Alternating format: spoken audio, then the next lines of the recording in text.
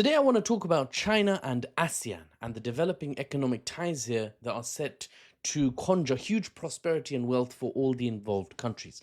Now, ASEAN stands for the Association of Southeast Asian Nations. That's right. Got it. I know what I'm talking about. Right. My wife got me a globe. You guys don't even know. Okay. You guys don't even know. I have been looking forward to having my own globe for so long. It's not even funny. And I'm not kidding you, she got me the most beautiful globe I've ever seen in my life. Okay, this is the color scheme of this globe is just my favorite. Oh no, I can't do this, can I? Because the world will be upside down.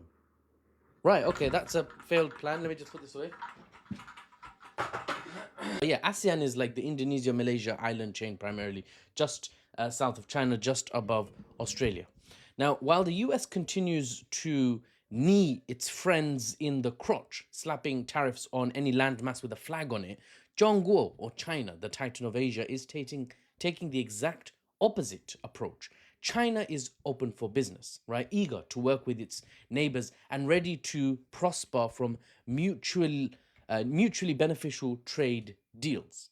That's the Chinese rhetoric and framing, at least. Now, China is taking advantage of the American shift to isolationism, where America wants to pull back from the world, to reindustrialize its own continent, specifically its own country. And China is taking advantage by saying to businesses, to national governments across the world, we are open for business. We are not interested in an isolationist stance, as it were. Come to China, basically, is what they're saying. Come to China, and we will give you the best offer.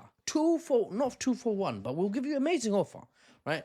And no, certainly no emotional damage. I just had it's not even relevant, but it's such a funny catchphrase I wanted to include. Anyway, China and this bloc of nations, ASEAN, have agreed to Sorry, I got distracted by a car. One take, though, one take. I might cut some stuff to save you guys time, but still, one take.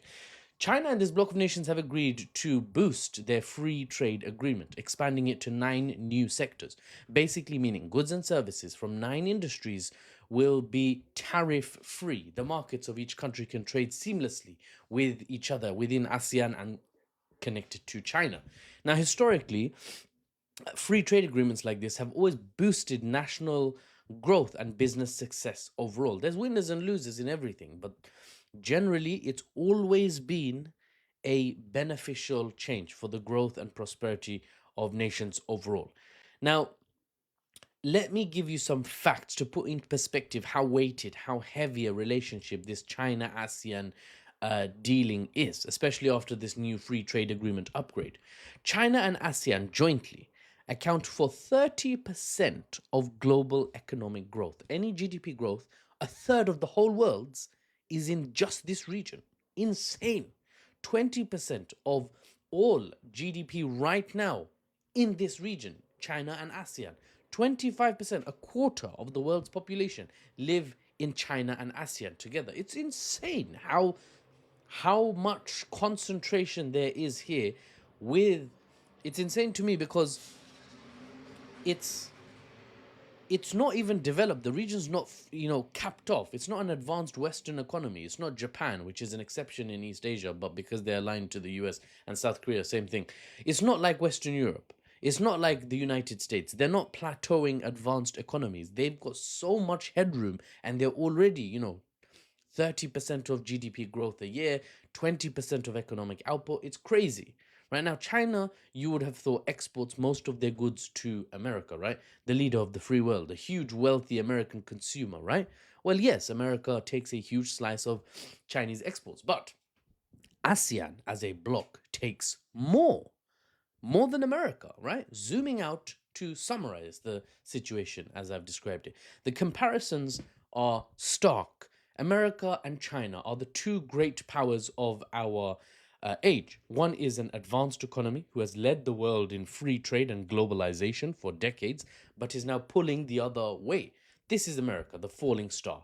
And the other is a developing economy with plenty of high growth years ahead of it if their government manages properly, doesn't fumble the progress. And they are pushing for further free trade agreements and mutual prosperity in an attempt to expand their influence.